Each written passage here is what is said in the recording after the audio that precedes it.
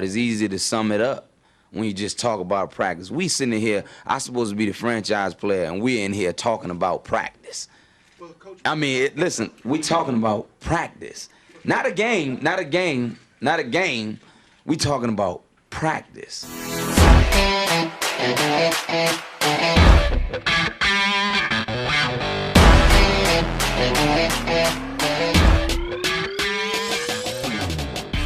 Hey everyone, welcome back. Expanding the Zone. It's good to be back in the studio. I'm Shayne Combs here with my brother Matt, and Matt, as we get back with some Expanding the Zone, I know we're getting here to the holiday season, and we have a 3, 4, 5 series of shows that we're hoping to put out here over the next month or two, and we're excited to get going. And I want to welcome everybody who's listening out there on the podcast, wherever you get your podcast app. We're out there if you want to go that route. If you want to watch us, we're on YouTube. Check us out there, SVC Sports Zone. And yeah, Matt, as we get going on this one, it just seems real appropriate as you and I are hitting this early season of basketball practice, that we talk about practice and some of the things that as leaders we do. When we do this show, we talk so much about it being our professional development, and in preparation for this show, man, it really makes you look in the mirror and think about how do I go about it? Am I practicing in a way of what I preach, in terms of if I was going to give this advice to young coaches, or if I was going to look back at some of the mistakes maybe I made as a young coach and how I want to prove it now. I just think it's a real exciting thing. Talk to me a little bit about what brought this topic on before we really get into it tonight and break it down. Yeah, I mean, like you said, we're in that point in the season where, with both of us coaching basketball, that we're at practice every day. Basketball is a sport where, it's a long season, so you practice quite a bit, right? I mean, you have, I think typically for us, depending on how far we go in the tournament, we practice somewhere between 60 and 70 times in a basketball season, right? Whereas the other sport, you coach baseball, you probably don't practice nearly that many times, because once you get into the season, you're playing almost every day or whatever. Basketball's a sport. Well, certainly not in season in terms of games starting, for sure. Right. No, I mean, after your preseason, and then, basketball, a little bit like football, you have quite a few practices. But as I was thinking about practice and what makes, you and I were talking about what makes a good practice, you're right. It does cause you to look in the mirror a little bit and just kind of say to yourself, what does, in our opinion, make a good practice? And I think the first thing I looked at, Shayne, was, what do I want my practices to even look like? I mean, what do I want out of practice, right? I mean, I think before you even dive into the points of what makes a good practice, I mean, what do you even want out of your practice? And I don't know about you, some things that came to mind for me, and then I'll see what you think. I want, when we have practice, obviously I want our players focused mentally on what we're doing, because you're trying to teach something, right? So you want their mental attention. You want your players to obviously give physical effort. I mean, that's part of getting something done in practice as well, right? And then lastly, I think, you want your players to have some positive emotion about practice. I mean, when you practice 60 or 70 times, you're not going to want to be there every day. Let's be honest. There's going to be days, even for coaches, I think there are days where you're just like, gosh, I'm a little burned out, or I'm a little tired of it. But part of a good practice, I think, are the players emotionally, at some level, emotionally invested in practice? Are they enjoying it a little bit? Are they competing, or whatever, the case may be? So those are the things I think, Shayne, I want out of practice. And before I get into any points about what I try to do, what do you look for in a practice? And what makes your opinion interesting compared to mine is you coach multiple sports, obviously. But just in general, what do you look for? Well, the first thing that comes to my mind, Matt, is a little bit of combination with teaching and coaching.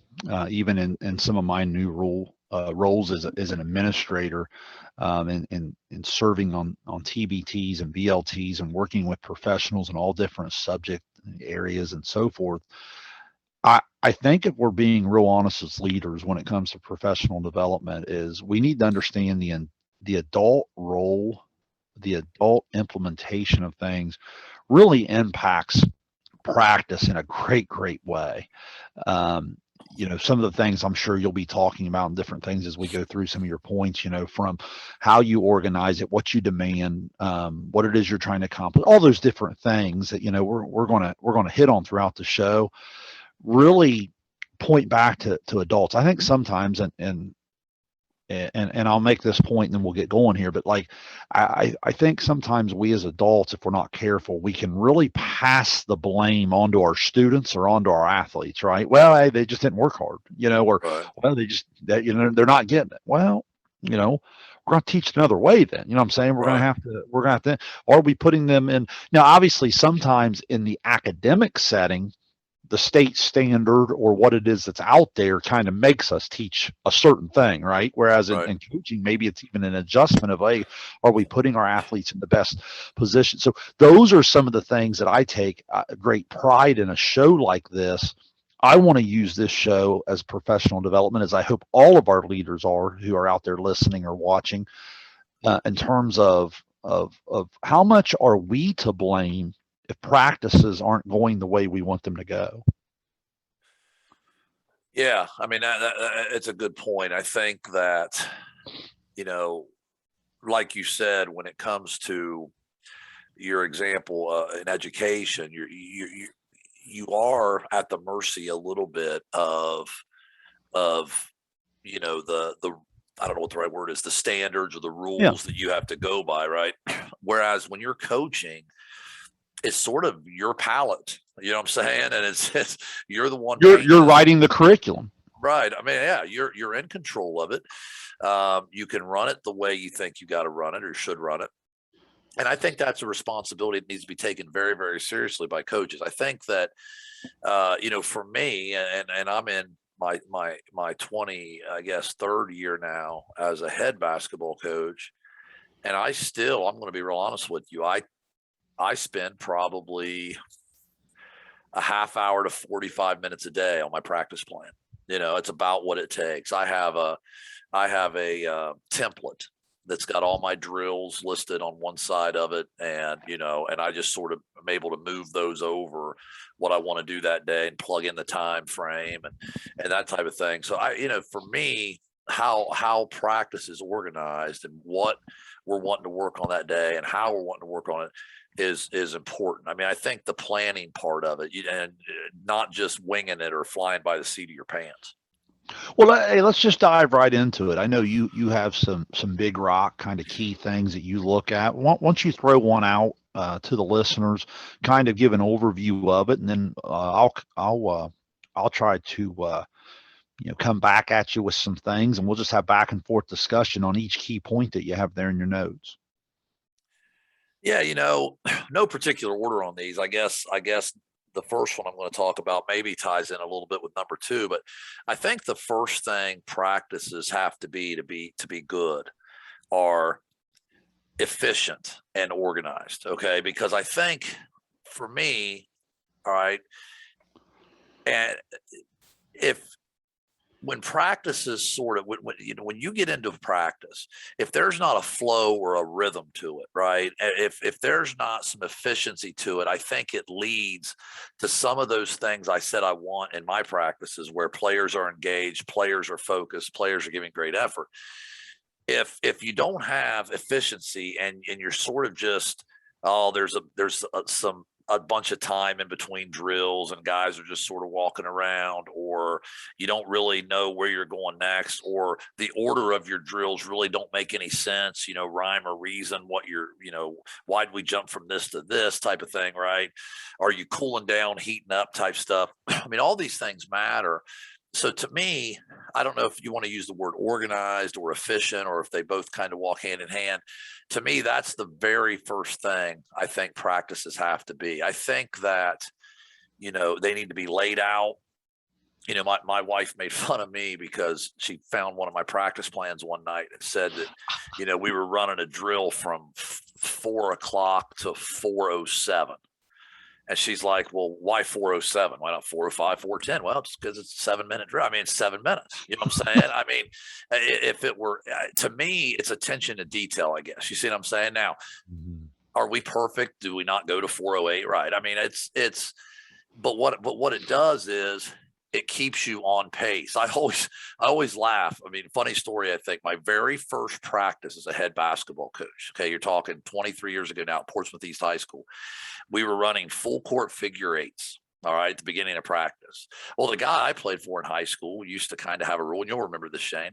When you're running full court figure eights, hey guys, we need 5 trips up and back with no bad passes and no missed layups. Remember that? Coach Lovely would do that, right? Yeah. Well, we played on some pretty good teams, right? So we boom, boom, boom. You have 5 trips, maybe 7 trips, right? We get it done. Yeah. We were about 45 minutes into this drill at Portsmouth East that day. Balls flying off the wall, hitting guys in the head, guys falling down, bricking layups. And we ate up 45 minutes of practice trying to do this drill. And I learned right then, it's like, maybe it's better to just set a time for each drill than move on to the next thing, right? Because practice time's more valuable than that. So I know, for instance, Shayne, and I'll turn it over to you, baseball is probably a sport too, where this is really, really important, because I've been a part of some baseball practices before that can get away from you, right? I mean, guys are over here hitting on a tee, guys over here. And it's real. Baseball is one of those sports that sort of promotes a little standing around sometimes, right? If you're not careful. And so I'm sure you can speak on that you really have to be organized.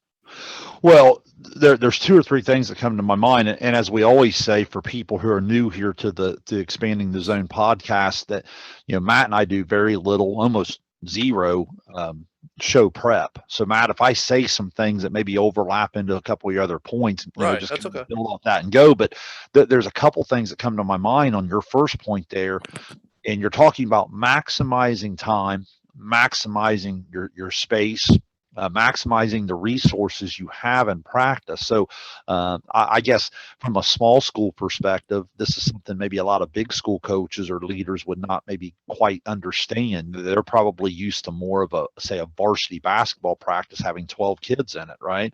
Where at the small school setting, we may have 20 kids in a girls' high school basketball practice, or in baseball, we may not be able to split our JV varsity. We may have like 26 kids that we're trying to get through their work inside, an hour and a half, 2 hour, 2.5 hours. A lot of times baseball practice, depending on the weather, can vary in practice time. But if you're in a basketball setting or a volleyball setting or something like that, a lot of times it's gym time, right? It's you don't have the ability to go 2.5 hours.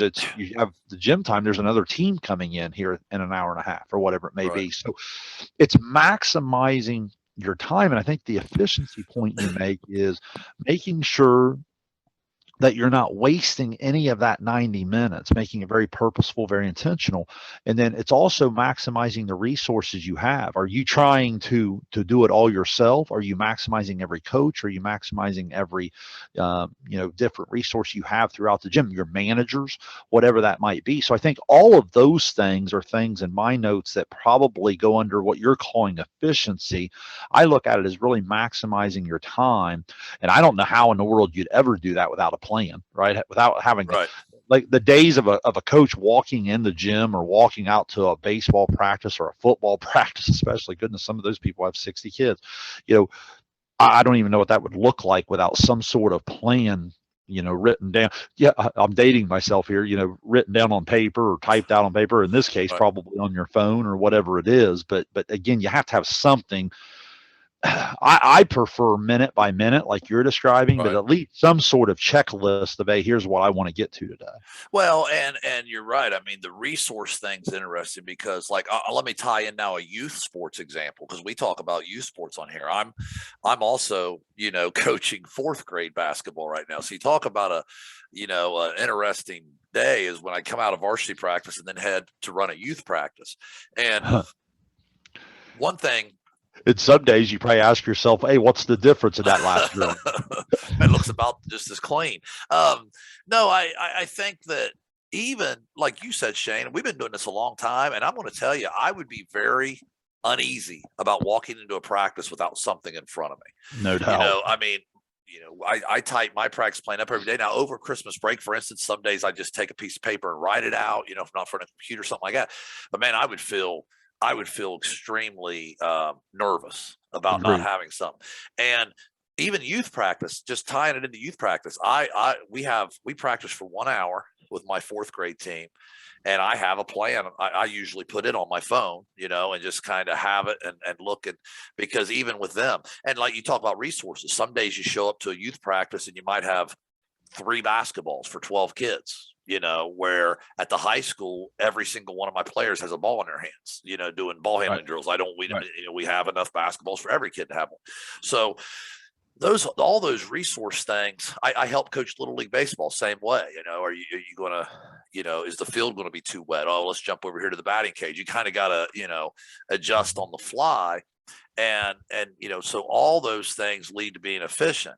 Another thing, Shayne, and I forgot to mention this in efficiency, and I want to get your take on this, because this can be difficult sometimes. I think part of efficiency in your practice too is how much can you have every kid involved nearly every minute.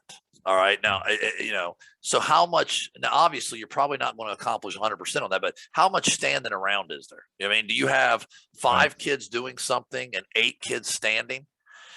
I've seen this sometimes in Little League Baseball, and it's something I try to not do, but sometimes it's hard. You're trying to teach a skill like base running. Okay. And you'll have, 11 kids, and 2 of them are running the bases and 9 of them are standing there watching 2 of them run the bases. You understand what I'm saying? And sometimes I look at that and say, well, how do we expect a 9-year-old to stay engaged? Like was one of our things we talked about, right? To stay focused when they can't stay focused for 5 minutes in everyday life. How are they going to stay focused at age 9 when they're standing, waiting in line to run the bases? To me, don't you feel like we have to get real creative on,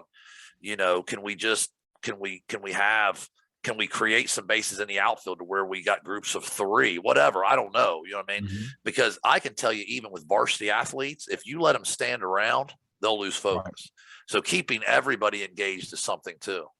Well, and it goes back to resources of what we talked about. If it's at the little league level, do you have some extra adults? When you show up to that 4th grade practice, doesn't it help if you have a couple, maybe a varsity player here or there to come in, or a high school coach stop by, or even just some parents, that can help do some different things. And same way in the base running scenario you're talking about, at the varsity level, we have everyday base running. Our kids get sick of it.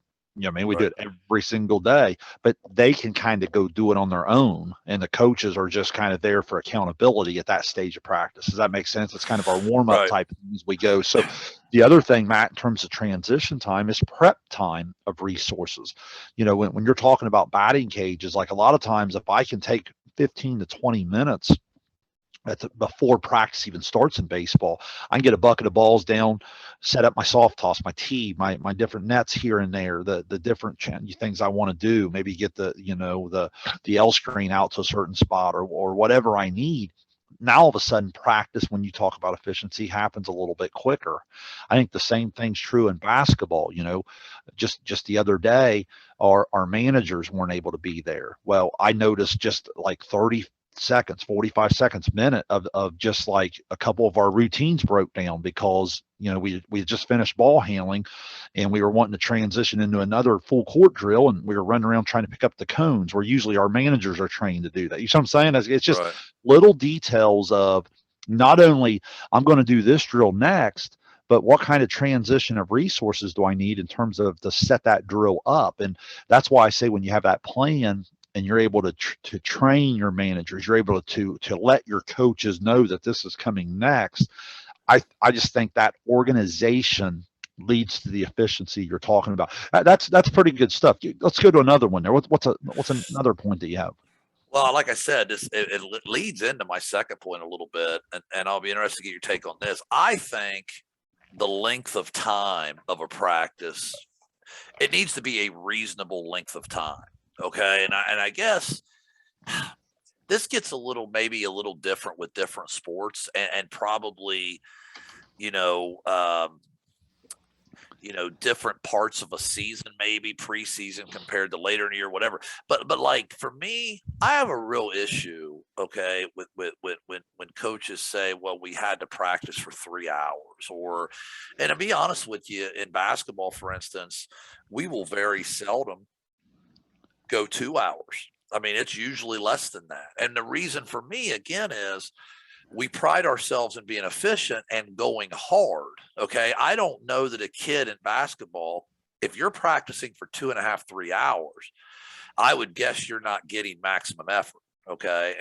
And or your practices aren't ran in a way where, because what I'm saying is, if the way we try to run our practices are efficient, fast, crisp. So if a kid is busting his tail for an hour and a half, he's usually pretty spent at that point. You know what I mean? Right. And I think the length of time is so important, because what I've seen with players is, like, I usually share my practice plan or put it on the board, or if a kid wants to see it, here's what we're doing tonight, whatever. Or just quickly, we usually have a meeting right at the beginning of practice, like 5 minutes. Here's what we're doing tonight. And I'll tell guys, this is what we're doing tonight, and if, it's scheduled for an hour and a half, we might get done in an hour and 15. It might go an hour and 45. That depends on your effort and what you're doing. You know what I mean? Just how engaged you are. And there's nights that we get done and I look down and we're 15 minutes ahead of schedule. Well, I'm not going to, hey, good job, guys. Let's go. We're done. I mean, we did what we're going to do tonight. Right. I think you use the example of, in your role as a principal, maybe you're having staff meetings. Don't you? I feel like you have to respect people's time. One, okay. I have a real issue with just, not respecting people's time, and even my players' time. They have lives too. They have homework, they have families. So why do I need to keep them there for 2.5, 3 hours when I can get what I need done in an hour and a half by being efficient, by doing it, a certain way? So, and plus, I think players, when they know that, they're going to go hard. I feel like Shayne, and I'm throwing a lot at you, I know. I feel like if you get the reputation as a coach of always going really long practices, players pace themselves. You see what I'm saying? Because they know, daggone it, man. They look at their clock. It's only 4 o'clock. We're going to be here 2 more hours. You know what I mean? And let's pace ourselves. Whereas if you have the reputation of, hey, once we're done, we're done. Let's hit this. Let's go. You know what I mean? Let's work our way through it. I feel like less is more sometimes in terms of length of time, because the effort increases. So I don't know. I know I threw a lot at you there. I'd like to get your take. Especially too with, again, I keep saying that both sports, because I know in baseball sometimes it might be the only nice day of the week, or you're limited in your preseason practices. But like, I guess as a whole, how do you feel about the length? It's an interesting dynamic, and this is something that I know you've shared with me, and it's something that you've really gotten pretty good at here in recent years, in terms of where you've been really, really confident about being able to lessen the time, especially later in the year when kids are maybe starting to fill it in the legs and so forth. It is probably a little bit different in baseball and in basketball. As you said, sometimes in baseball, the weather can dictate, when you only get so many days to go outside or different things. If you're going to be in the gym, I totally agree with you. Baseball in the gym, to practice 3 hours just to say you practice 3 hours, I don't totally get that. Right. A lot of times, you get in, get your work done, you get your cuts in. Again, guys, here's what I need you to do tonight. Now, if that takes a half hour, it takes a half hour. If it takes an hour and a half, it takes an hour and a half, whatever it may be. I totally agree. Sometimes your hands are tied by facilities and resources. If we're going outside, understand, hey, we may practice 3 hours tonight because we're going to get an opportunity to go live a little bit, still do our drill work, get some reps that we can't get in the gym. Basketball wise, here's some interesting things, Matt. In terms of, in my notes, I have the word intentional and purposeful down several times throughout the evening, and I know that we've tried to incorporate the weight room. You still want to get, I think one of the most underused things in basketball still, and it amazes me with all the technology we have, is film work. Right. I think film work's important. Scouting report, very important. So it's not just the time on the court. I totally buy what you're saying in terms of the physical. I think sometimes it's the overall time that you put into it. Now, again, that creativity you're talking about, can you train your kids on huddle for me to put notes on? You know what I mean? Right. Can we maybe only do a 5 to 10 minute film session where I hit on about 10 to 12 highlighted quotes or not quotes, clips on where Right. I put quotes, you know what I mean, Right. where I put Right. notes, but then teach your kids to go home and watch more, you know what I'm saying? Right. So like, again, they can do that kind of on their own time, maximizing their time with you, but then respecting their time for themselves and their families. Those are some of the things that come to my mind, because scouting report in today of technology, Right. a lot of times I'll share a scouting report with kids through Google, and I'll say, hey, let's look this over. We're going to have, like right now we're on Thanksgiving break. We're recording this on a Tuesday night. We're going to have a walkthrough tomorrow morning.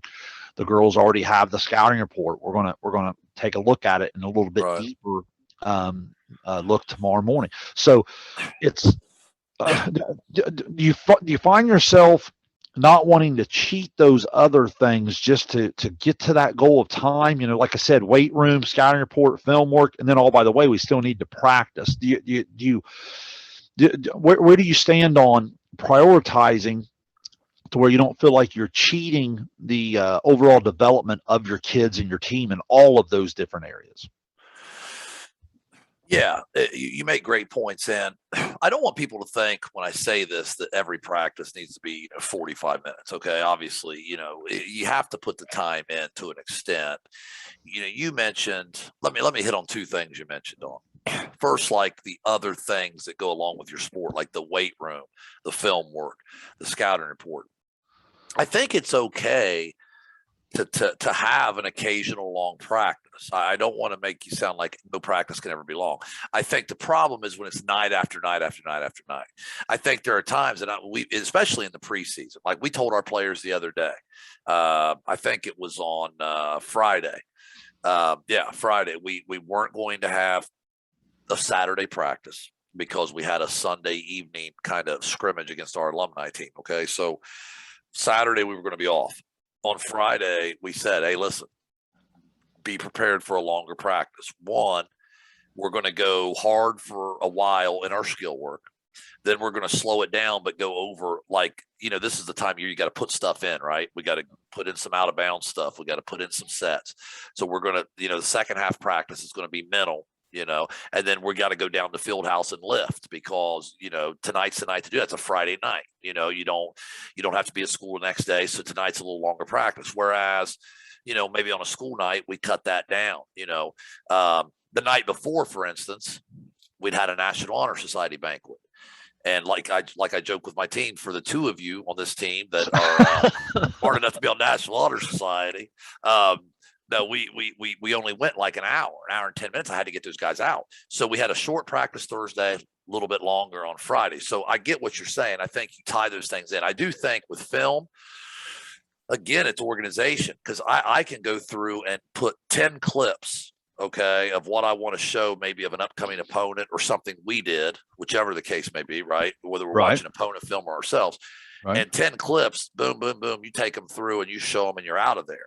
Because kids are going to fall asleep. You try to show 45 minutes of film. Nobody does that, and fortunately, we're no longer the fast forward rewind like we were back in the day. I can remember writing down the number on the VCR, I mean, I would interrupt you there real quick too, Matt. One thing I've learned a lot in film work is if you just go in a 20-minute, half-hour film session and you start playing the game and stopping whenever, that's rough. I'm really big on, again, if you want to maximize time, do your work behind the scenes. Yes, have it clipped so out. that you already have, hey, here are boom, boom, boom, boom, boom. Man, I know in a film session last week, I bet I went through literally 33 different defensive possessions because I already had a marked of we're going here, and then all we might have been looking at it was how did we defend that backdoor cut. And then here, how did we boom on to the next thing? Right. And before you know it, now, before I get to your next major point, I wanted to ask you here, what role does experience play in this? Because, man, I know sometimes in baseball, I can really treat a third-year starter of in the preseason, for example, okay? Like, hey, I need you tonight. This is an offensive focused practice. I need you to do these 8 or 9 things. Here's where the resources are set up. Let's get our work in. And I treat them like young adults. I'm like, hey, let's go get our work in, and I'll be checking on. We'll have accountability partners. The hitting instructors will be around to look. The pitching coaches will be over here in the bullpen. I'll be down to work with catcher. You see what I'm saying? Like, Right. and here's what we need. How much does experience play a factor in how structured or a little bit maybe how loose things can be in terms of that plan? Well, I think one, experience plays a factor in the efficiency of your practice from the standpoint of you can probably move a little quicker, and maybe just a lot of stuff's review, especially Transitions are quicker too. They can get into it quicker. Right. Because I think you would agree the preseason practices are the ones that are going to be your longest ones, right? I mean, preseason. No question. You're not practicing as long. Like you mentioned in baseball, having a 3-hour practice. You're not having a 3-hour practice probably in late, April. You're probably having it before, the season. Right. And even within that 3-hour practice, I'm assuming that 45 minutes of that isn't getting a drink and hanging out. I mean, I'm assuming you've got, you understand what I'm saying? Yeah. Like you've got stuff laid out to where they're moving from drill to drill to drill. I've been out at a couple of your practices and guys are doing something. That's my whole point, but no, to answer your question about experience, not only the efficiency, but yes, the accountability part, because what it does is, one, it builds leadership. I think when you do that, when you put your seniors, let's say, in control of a practice, and hey, take these 2 freshmen over here and get into a drill, whatever, it gives the seniors an opportunity to be leaders. And it's like they always say, if you can teach it, you learn it better. You know it even better as you teach it. So I think obviously that's a great thing when you can do it. Everything takes longer with inexperience, in my opinion. Everything drags out a little bit the more inexperienced you are, because you have to repeat it, go over it, and keep, so yeah, I think it definitely helps. Hey, what are your expectations for your players to prepare for practice? So when you talk about efficiency, okay, and you talk about these different things you want to do, like, baseball, the first thing that comes to my mind is sometimes you might have a practice plan, but sometimes we might have a half hour to 40 minutes of stretch, run, throw, every day, things like that. And now we're just now getting ready to start practice. You know what I'm saying? Yeah. Like from a basketball standpoint, what is it that you expect if you say that practice is 3:15 to 4:45? What is it that you expect of those kids before 3:15? Well, I'll give you an example. We have about, from the time our bell rings to end the day, which is at 3:25. Oddly enough, we go like a long day, but when our bell rings, my goodness, no, it's crazy.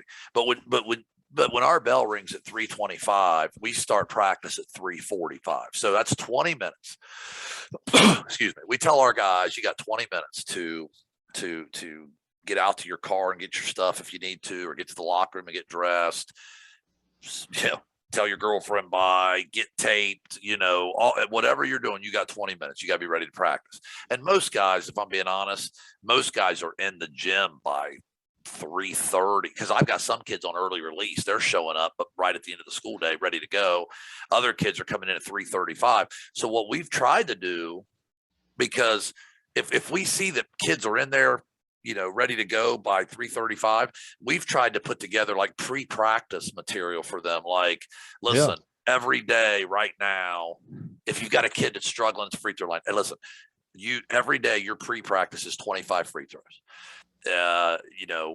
Post guys, your pre-practice is mic and drill followed by some post move. You give each kid something that they got to do pre-practice just to maximize your time a little bit, because then I think then you're pretty much ready to go. We do some motion stretching. It takes 5 minutes.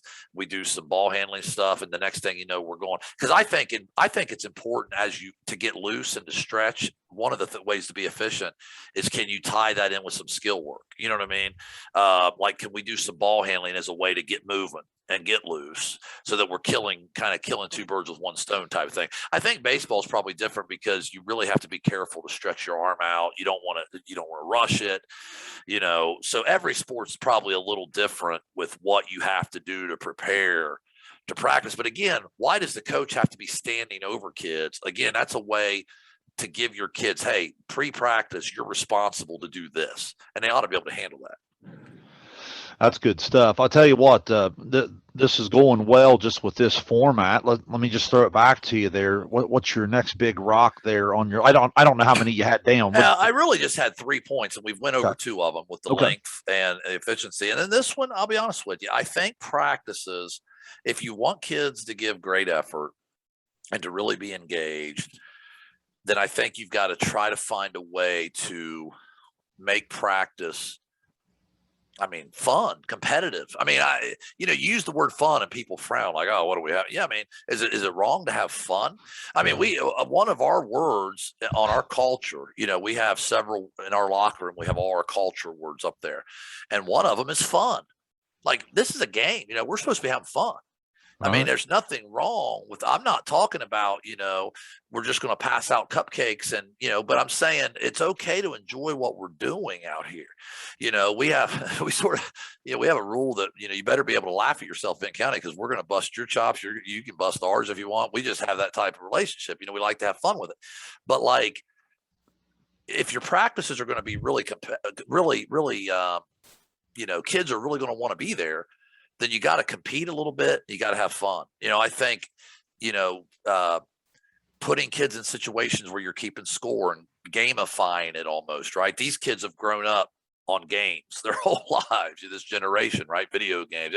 They want to do that. They want everything to be, score being kept. Now, I think, I'll be honest with you, I don't think we don't keep score in every single thing we do, because I think sometimes kids need to learn how to motivate themselves without a reward at the end of it. Just, by golly, I'm going to motivate myself just because it's the right thing to do.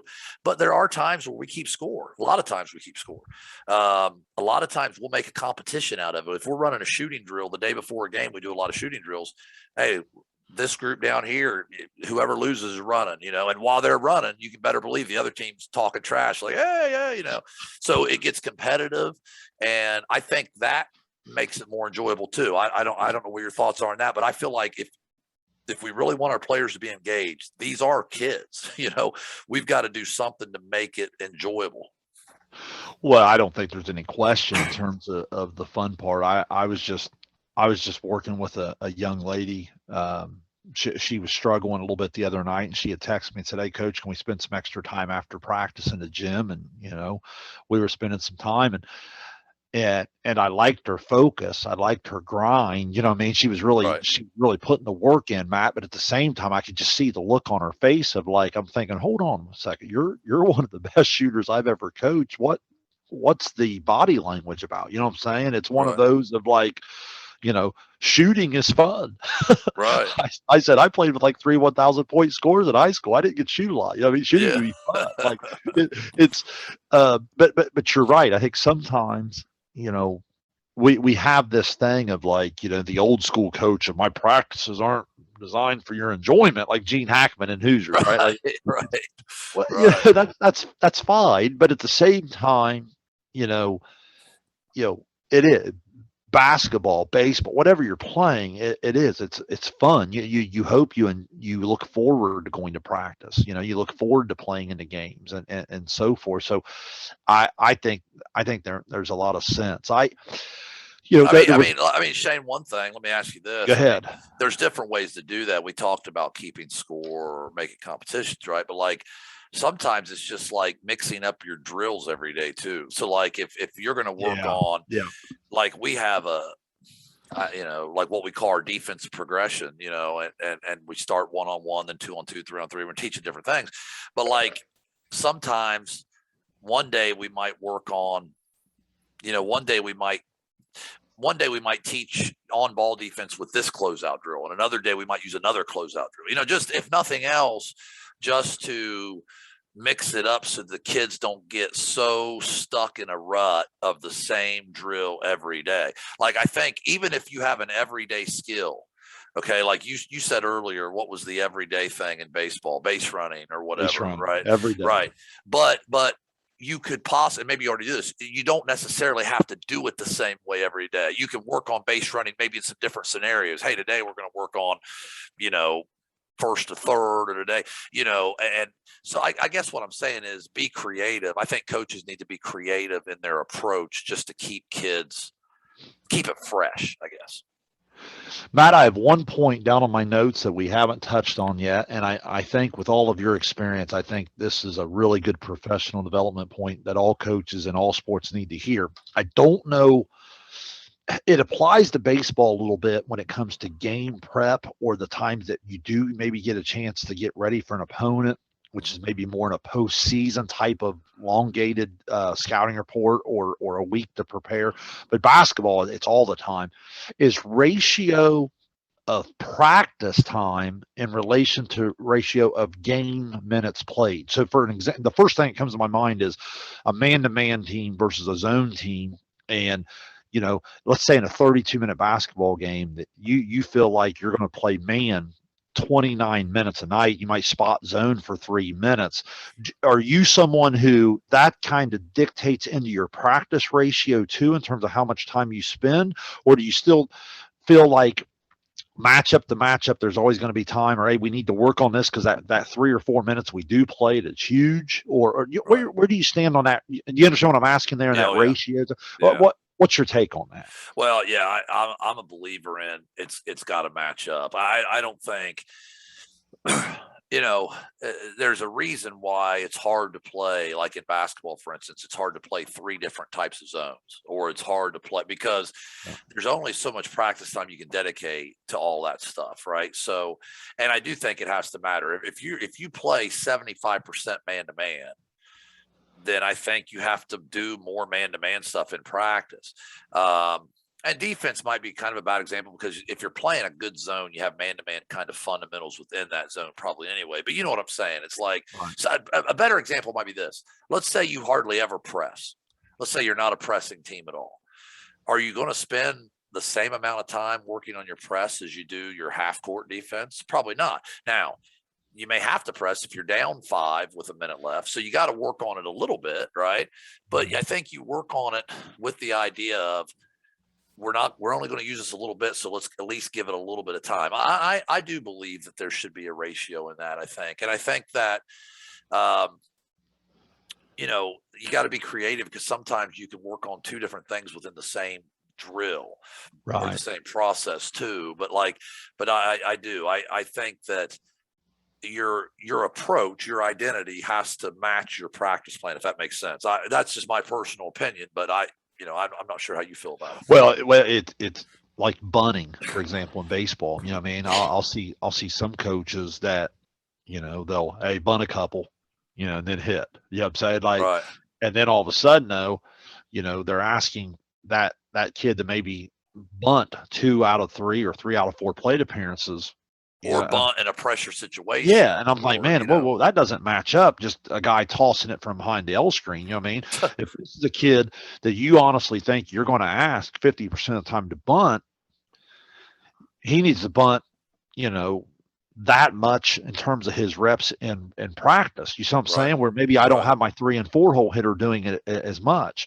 But at the same time, I try to every now and then put kids in a situation of like, I'll tell that 3 hole hitter, man, if I'm asking you to bunt, it's an absolute must execution situation, right? It's one of those.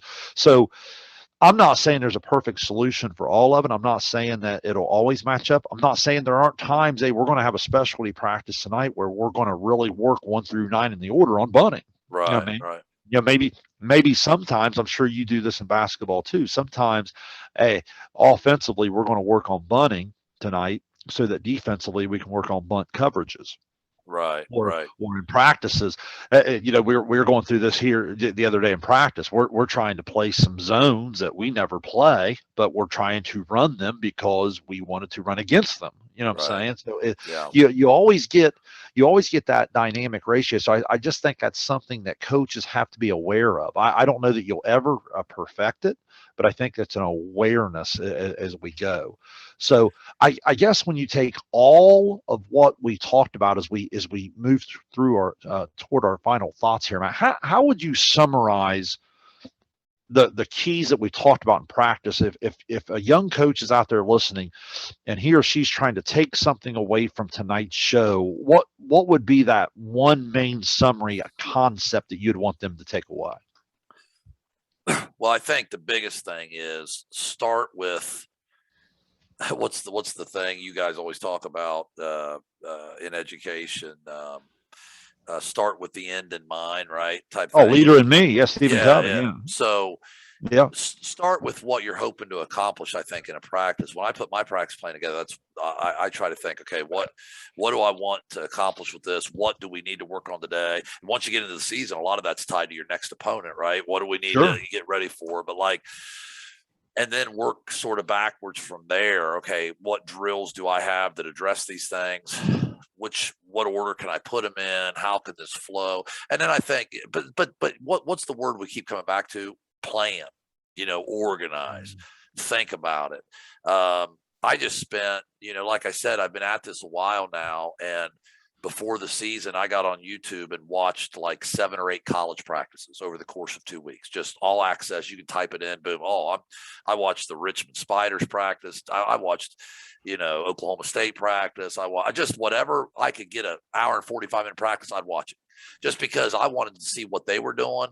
And then what can I take and how do they lay out their practice? So you got to always be willing to learn, I think, don't you? And just, we've never got this thing. Coaching's an art more than a science. So we're never going to have this thing mastered. We're just No not. doubt. Yeah. I don't care how long we do it. Someone's always going to be doing it better. And I want to find that somebody and copy off of them. You see what I'm saying? Because, that's how we get better, is learning from others. So I think just organizing, planning, putting a lot of time and effort into it. To me, that's I don't know, maybe 75% of the battle, It is, and I guess as I look through my notes here and I think about everything we talked about tonight, the word culture just comes to my mind in terms of when you're creating a culture of work ethic and team chemistry, and teamwork, all of those different things should almost be present in everything you do. And so in practice, so much of that comes from the organization, from the efficiency, from the ratio, from being purposeful, intentional.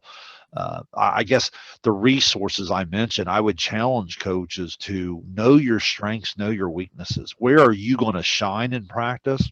And where are you going to struggle in practice? And when you struggle, have the leadership skills to find the resources necessary to make you not struggle. What I'm saying? Like, it's one of those things where if I don't teach something as well in baseball or in basketball or whatever, I'm going to really have a coach assign, hey, I need you to really have an eye on this. Sometimes I overlook this. I need you to really pay attention to this. Make sure so-and-so is doing this. Sometimes he or she has a tendency to do it wrong in this way. Maximize your resources. I understand that some big schools have more and more resources, but look, that excuse is starting to go out the window, even in the small school. Get down in your elementary and get you some managers. Tape practice with the way huddle is now. Tape practice, tape games, tape scrimmages. Utilize your film. All of those different things. So Matt, I think that's a lot of fun. I know here on show 38, we're starting to wrap it up. I know we're going to come back with show 39 here in about a week, where we're going to talk about how leaders have to deal with some expectations and making every game count, and how we live in a culture where postseasons are a little bit different. And sometimes the postseason or the final result has a way of dictating how we view everything. And we're going to talk about the challenges that puts on leaders in our culture. But this has been a really fun show on practice. Any final thing here before I close this out? No, I think we hit on what we were wanting to talk about. Hopefully someone got something out of it. But I think it's, you and I are both pretty passionate about practice. I think if you coach a long time, you probably are, because otherwise, you probably wouldn't coach a long time, because practice is that important. But we're pretty passionate about it. Hopefully we were able to give somebody something. Well, guys, on that note, I always want to thank Dr. Chris Good for the support he's given SVC Sports Zone over the years. It allows us on our YouTube channel to kind of throw some coverage out there to our locals. So if you're watching us on the YouTube channel, make sure you check out some of our features around our Cider Valley Conference, some of our student athletes. And then obviously, if you're someone like me that listens to a lot of these leadership podcasts, in your car when you travel, so forth, just check us out on the podcast apps. We're out there everywhere you get them. So on that note, Matt, we're going to get on out of here, puts a capper on show 38 in terms of our practice, and we'll see you next week when we talk a little postseason and expectations throughout. Thanks, everyone.